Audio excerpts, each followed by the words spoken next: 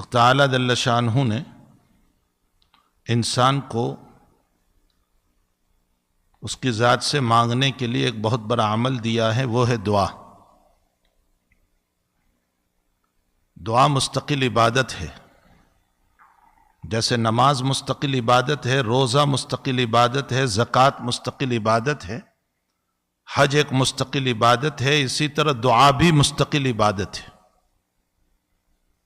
صاحب شریعت علیہ صاحب الصلاۃ والسلام ہر موقع پر اپنے رب سے مانگتے نظر آتے ہیں۔ کوئی موقع ایسا نہیں کہ نبی علیہ الصلاۃ والسلام نے اپنے رب سے مانگا نہ ہو۔ تو دعا ایک بہت بڑا عمل ہے۔ آج دنیا میں کون نہیں چاہتا کہ اس کو عافیت ملے؟ کون نہیں چاہتا کہ اس کو صحت ملے؟ کون نہیں چاہتا کہ اس کے صدمے دور ہو، اس کا غم دور ہو، اس کو اولاد ملے، اور اولاد بھی نیک اور صالح ملے؟ ہر انسان چاہتا ہے۔ لیکن یہ سارے کے سارے خزانے، چاہے وہ صحت کا تعلق ہو، چاہے اولاد کا تعلق ہو، چاہے رزق کا تعلق ہو، چاہے عافیت کا تعلق ہے، یہ تمام کی تمام چیزیں اللہ ہی کے پاس ہیں۔ وَإِن مِّن شَيْءٍ إِلَّا عِندَنَا خَزَائِنُهُ، اللہ کے پاس سارے خزانے ہیں۔ مسلم شریف کی روایت ہے کہ اگر آدم سے لے کر قیامت تک کی ساری انسانیت، بلکہ انسانیت نہیں بلکہ سارے جن ایک میدان میں جمع ہو کر کہ اللہ سے ایسی دنیا کا مطالبہ کریں جو اس وقت ساری دنیا ہے، اور حق تعالی ہر بندے کو ایسی دنیا عطا کرے، پھر بھی اللہ کے خزانے میں اتنی کمی نہیں آئے گی کہ سوئی کو سمندر میں ڈالو اس کے ساتھ پانی کتنا ہوتا ہے، یعنی سمندر کے مقابلے میں اس پانی کی کوئی حیثیت نہیں۔ اسی طرح ساری دنیا کو ایک ایک دنیا دے کر بھی اللہ کے خزانے میں کوئی کمی نہیں آئے گی۔ تو وَإِن مِّن شَيْءٍ إِلَّا عِندَنَا خَزَائِنُهُ، اللہ ہی کے پاس سارے خزانے ہیں، اور انسان چاہتا ہے صحت ملے، اسی ذات سے مانگنا چاہیے۔ انسان چاہتا ہے صدمہ دور ہو، غم دور ہو، اسی رب سے مانگنا چاہیے۔ عافیت چاہتا ہے، اسی رب سے مانگنا چاہیے۔ نبی کریم صلی اللہ تعالیٰ علیہ وسلم نے اپنی امت کو تلقین فرمایا، صلی اللہ العافیہ، اللہ تعالیٰ سے عافیت مانگو۔ ربنا آتنا فی الدنیا حسنہ وفی الآخرۃ حسنہ۔ حضرت امام بخاری رحمۃ اللہ علیہ نے کتاب الدعوات میں اس دعا کے اوپر عنوان قائم فرمایا، جامع الدعا۔ یہ دعا بڑی جامع ہے۔ حسن بصری رحمۃ اللہ علیہ فرماتے ہیں کہ اللہ ہمیں دنیا کی ساری بھلائیاں عطا فرما۔ تو حسنہ کے اندر دنیا کی تمام چیزیں آ گئی، چاہے وہ دولت ہو، اولاد ہو، سکون ہو، پراپرٹی ہو، مکان ہو، یہ ساری چیزیں ربنا آتنا فی الدنیا حسنہ میں آ گئی۔ وفی الآخرۃ حسنہ، اور آخرت کی ساری بھلائیاں اس کے اندر آ گئی، چاہے وہ جنت کی شکل ہو، چاہے وہ رب کی زیارت ہو، یا اس کے علاوہ جتنی چیزیں ہیں وہ ساری کی ساری اس میں داخل ہو گئی۔ اسی لیے نبی اکرم صلی اللہ علیہ وسلم نے فرمایا، کثرت سے یہ دعا پڑھتے رہو، ربنا آتنا فی الدنیا حسنہ وفی الآخرۃ حسنہ وقنا عذاب النار۔ لیکن دعاؤں کے لیے کچھ شرائط ہیں۔ سب سے پہلی شرط تو یہ ہے کہ انسان اخلاص کے ساتھ دعا کرے، ریاکاری نہ ہو، دکھلاوا نہ ہو، شہرت نہ ہو، کسی کو بتانا نہ ہو۔ دعا الفاظ کا نام نہیں ہے، دعا بولوں کا نام نہیں ہے، دعا کیفیت کا نام ہے۔ انسان کی اندر کی جو کیفیت ہوتی ہے اس کا نام دعا ہے۔ انسان جس کیفیت کے ساتھ اللہ سے مانگتا ہے، اللہ تعالیٰ اسی کیفیت کے ساتھ اس کو عطا فرماتے ہیں۔ اَمَّن يُجِيبُ الْمُضْطَرَّ إِذَا دَعَاهُ، جب انسان بے چین ہو کر رب سے مانگتا ہے، حق تعالیٰ جل شانہ اس کو عطا فرما دیتے۔ بعض اکابر نے اپنی کتابوں میں ایک واقعہ لکھا ہے کہ حجاج ابن یوسف طواف کر رہا تھا، اور اس درمیان ایک نابینا انسان بھی طواف کر رہا تھا، اور طواف کے درمیان وہ دعا کرتا جا رہا تھا، اے اللہ مجھے بینائی دے دے، اللہ مجھے بینائی دے دے، اللہ مجھے بینائی دے دے۔ دنیا جانتی ہے کہ حجاج جو ہے انتہائی درجے کا ظالم تھا، جس نے ظلم میں کوئی کمی نہیں رکھی تھی، جس نے صحابہ کرام رضوان اللہ تعالی علیہ مجمعین کو شہید کیا تھا، جس نے بڑے بڑے تابعین کو تہہ تیگ کر دیا تھا اور شہید کر دیا تھا۔ کون نہیں جانتا اس کو؟ حجاج ابن یوسف نے اس نابینا سے کہا کہ یہ جو تو بول رہا ہے زور زور سے مجھے بینائی دے دے، تو ریاکار ہے، تو مکار ہے، میرے طواف کے 4 چکر باقی ہے، اگر ان 4 چکر کے اندر میرے طواف کے ختم ہونے تک اگر تیری بینائی واپس تجھے نہیں آئی تو میں تجھے قتل کر دوں گا۔ اب اس غریب پر 2 حالات، ایک تو بینائی نہیں ہے اور دوسرا قتل کا اعلان ہے۔ اس نے اور اضطرار اور بے چینی کے ساتھ دعا کرنا شروع کیا کہ اے اللہ مجھے بینائی دے دے، اب تو میری جان کا خطرہ ہو گیا۔ لکھنے والوں نے اس واقعے کو نقل کرتے ہوئے حجاج کے ان حالات میں لکھا ہے کہ اس کا طواف پورا نہیں ہوا کہ اللہ نے بینائی عطا فرما دی۔ کیوں؟ اس لیے کہ اس کے دل کا اضطراب، بے چینی، اس کے کیفیت۔ حضرت امام بخاری رضی اللہ تعالیٰ عنہ نابینا پیدا ہوئے تھے، بینائی نہیں تھی، بلائنڈ تھے۔ ان کی ماں روزانہ رات میں اللہ سے مانگتی تھی، دعا کرتی تھی، روتی تھی۔ ان کے ماں کی طرف ان کے ماں کا رونا، ان کے ماں کی کیفیت قلبی اور اندر کا اضطراب اور اندر کی بے چینی وہ رنگ لائی، اور قریب 1.5-2 سال کے امام بخاری ہوئے ہیں۔ اللہ تعالیٰ نے بینائی کو لوٹا دیا اور ماں رات میں سوئی ہے، اور ابراہیم علیہ السلام خواب میں آ کر فرما رہے ہیں کہ بہن اللہ تعالیٰ نے تیرے بیٹے کو بینائی واپس کر دی۔ یہ ماں کے اندر کی بے چینی، یہ کیفیت تھی۔ تو دعا جو ہے وہ الفاظوں کا نام نہیں ہے، دعا صرف بولوں کا نام نہیں ہے کہ میں بول لوں، پڑھ لوں اور یہ دعا ہو گئی۔ دعا ایک کیفیت کا نام ہے جس کا تعلق قلب سے ہے۔ اسی لیے نبی علیہ السلام کی ایک دعا عجیب و غریب ہے، اللہم انی اسألک مسألۃ المسکین، اے اللہ میں تجھ سے ایسے سوال کرتا ہوں جیسے ایک مسکین سوال کرتا ہے، جیسے ایک مانگنے والا سوال کرتا ہے۔ اللہم انی استر بدعائک المسترین، اے اللہ میں تجھ سے ایسے مانگتا ہوں جیسے دنیا کا پریشان حال، دنیا کا بے چین انسان، مضطر جو بے چین ہو کر کے کسی مالدار کے سامنے اضطراری حالت میں، بے چینی کی حالت میں سوال کرتا ہے، ویسے محمد الرسول اللہ صلی اللہ تعالی علیہ وسلم تیرے دربار میں مانگ رہے، اللہ کے دربار میں مانگ رہے۔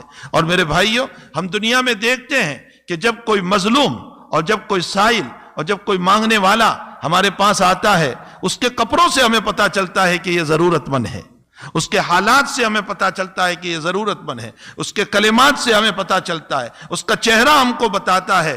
حدیث شریف میں ہم کو یہی کہا گیا کہ ہم بھی اللہ کے دربار میں جائیں تو اسی طرح ہم جائیں کہ اللہ کو پتا چلے کہ ہم ضرورت مند ہیں، ہمارے چہرے پر وہ آثار ہو، وہ آنکھوں کے آنسو ہو۔ اور روایت میں ہے فَإِن لَمْ تَبْكُوا فَتَبَاكُوا، رونا نہیں آتا، رونے کی صورت بناؤ، کم سے کم رونے کی صورت تو بناؤ اللہ کے دربار میں۔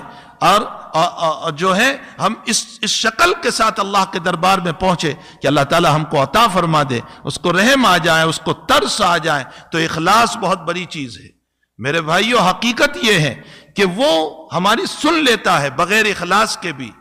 دنیا میں اگر ہم کسی کے پاس مانگنے جائیں اور سوال یہاں ہو رہا ہے اور چہرہ یوں پھیر کر کے مانگ رہے ہیں تو دنیا کا انسان ہم کو نکال دے گا کہ مانگ مجھ سے رہا ہے اور چہرہ کسی اور کی طرف ہے۔ لیکن رب کریم کا فضل ہے، کرم ہے، عنایتیں ہیں کہ جب ہم اس کے سامنے مانگتے ہیں تو اس مانگنے کے درمیان کبھی ہمارے دل کی توجہ کسی اور کی طرف، کبھی اس کی طرف، کبھی اس کی طرف، بغیر یقین کے مانگ رہے ہیں، لیکن اس مالک نے کبھی دھٹکارا نہیں ہمیں، کبھی ہمیں ذلیل نہیں کیا، کبھی ہمیں رسوا نہیں کیا، کبھی اعلان نہیں کروایا کہ نکل جاؤ میرے پاس سے۔ ایک بزرگ کے باب میں لکھا ہے کہ روزانہ رات میں اٹھ کر دعا کرتے تھے، اے اللہ تیرا گنہگار بندہ، تیرا عاصی بندہ تیرے سامنے ہاتھ پھیلا کر کھڑا ہے، 2-4 رکعت پڑھ کر کے تجھ سے معافی مانگ رہا ہے، معاف کر دے۔ اور غیب سے آواز آتی تھی کہ قبول نیس، قبول نیس، قبول نہیں ہے، قبول نہیں ہے۔ رومی نے یہ واقعہ نقل کیا ہے معارف مثنوی کے اندر، علامہ رومی رحمت اللہ علیہ نے، قبول نیس، قبول نیس، تیری یہ عبادت قبول نہیں، تیری یہ دعا قبول نہیں۔ ساتھ میں ان کے مرید بھی اٹھتے تھے۔ ایک دن مرید نے بھی وہ آواز سنی تو مرید نے کہا حضرت جب قبول ہی نہیں ہو رہا ہے تو کیوں تکلیف اٹھا رہے ہیں رات میں، کیوں رات میں اٹھ کر کے اپنی نیند خراب کر رہے ہو اور جاگ رہے ہو، اور جو ہے وہاں سے تو آوازیں آ رہی ہے کہ قبول نہیں۔ فرمایا بیٹا تو نے بھی سنا؟ کہا جی میں نے بھی سنا کہ قبول نیس، قبول نیس، قبول نہیں ہے، قبول نہیں ہے۔ تو اس بزرگ نے ایک آہ کھینچی اور آہ کھینچنے کے بعد فرمایا اچھا میں عبادت کو چھوڑ دوں تو ہی بتا اس کے علاوہ کون میرا رب ہے، کون میرا مولا ہے؟ بس میں اس رب سے یہ کہتا ہوں تو چاہے دھٹکار دے لیکن میں اس پیشانی کو تیرے علاوہ کسی کے سامنے نہیں لے جاؤں گا، تجھی سے مانگتا رہوں گا، ساری زندگی تیرے سامنے اپنے آپ کو ذلیل کرتا رہوں گا، میں تو اسی سے مانگوں گا چاہے وہ مجھے نکال دے اور دھٹکار دے۔ غیب سے آواز آئی، تیری تواضع کی وجہ سے ہم نے تیری ساری نمازوں کو قبول کر لیا۔ انسان کی اپنی عاجزی ہو، اپنے چہرے کے پر کچھ آثار بھی تو ہو، کچھ پتہ بھی تو چلے کہ ہم اللہ کے ضرورت مند بندے ہیں اور ہمیں حاجت ہے اور ہم اللہ تعالیٰ کے دربار میں مانگنے کے لیے آئے ہوئے۔ شان و شوکت کے ساتھ دعا کرنا کہ ہاتھ بھی ادھر ادھر گھوم رہے ہیں اور چہرہ بھی ادھر ادھر گھوم رہا ہے اور اندر کا دل بھی کسی اور کی طرف متوجہ ہو۔ بخاری شریف کی روایت ہے، لا يقبل اللہ تعالی دعا قلب غافل، دعا قلب لاہی، اللہ تعالیٰ غافل قلوب کے دلوں دعا کو قبول نہیں کرتا ہے۔ جو دل غافل ہو کر کے اللہ سے مانگنے والے ہوتے ہیں اللہ تعالیٰ ان کی دعاؤں کو قبول نہیں کرتا۔ دوسری شرط بیان فرمائی، یقین کامل کے ساتھ اللہ سے دعا کرے۔ یقین کامل کا مطلب یہ ہے کہ اللہ ہی کے پاس خزانے ہیں، وہی میرا پورا کرے گا، وہی مجھے عطا کرے گا۔ بخاری شریف کی روایت میں ہے اللہ تبارک و تعالی مکرہ نہیں ہے، مجبور نہیں ہے۔ مطلب یہ ہے کہ میں بے توجہی سے دعا کروں اور یوں کہوں تجھے دینا ہو تو دے، نہ دے تو کوئی حرج نہیں۔ اللہ مکرہ نہیں ہے کہ زبردستی ہم کو دے دے، یہ کبھی نہیں ہو سکتا ہے کہ اللہ زبردستی مجھ کو عطا کر دے۔ حق تعالی جل شانہ کے سامنے جو یقین کامل کے ساتھ مانگے گا اللہ اس کو عطا فرمائیں گے۔